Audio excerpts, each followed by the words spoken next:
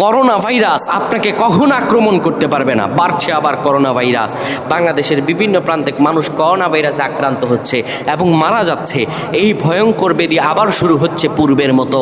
এই corona virus থেকে আপনি কি করে বাঁচবেন? অনেকে আমরা হতাশ হয়ে যাচ্ছি, আহারে করোনা ভাইরাস আবার শুরু হলে স্কুল কলেজ সব বন্ধ হয়ে যাচ্ছে, ব্যবসা বাণিজ্য লস পড়ে যাব, লকডাউন শুরু হয়ে যেতে পারে, ভয়ানক বিষয়। তাহলে কিভাবে আমরা বাঁচবো?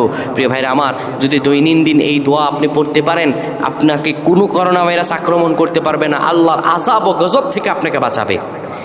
এই যে করোনা ভাইরাস, এটি আল্লাহর আযাব। আল্লাহ জানিয়ে দেন, মা আসাবাকুম মিন মুসিবাতিন ফাবিমা কাসাবাত আইদিকুম। আল্লাহ বলেন, বান্দারে, এই যে যত করোনা ভাইরাস আছে, যত বিপদ আপদ আছে, এগুলো তোমাদের হাতের কামাই। বান্দারে, আমি তো দয়া করে তোমাদেরকে কম আযাব দেই। এই করোনা ভাইরাস থেকে আপনি বাঁচবেন। প্রত্যেক দিন আসর নামাজের পরে কিংবা মাগরিব নামাজের পরে এই দোয়াটি 3 বার পড়বেন। আউযু বিকালিমাতিল্লাহি তাম্মাতি মিন শাররি মা খালাকা। আউযু বিকালিমাতিল্লাহি তাম্মাতি মিন শাররি মা খালাকা। করোনা ভাইরাসের মতো লক্ষ লক্ষ বিপদ থেকে আল্লাহ আপনাকে বাঁচিয়ে দেবেন। আল্লাহ আমাদের বুঝদান করেন, পয়েন আমিন।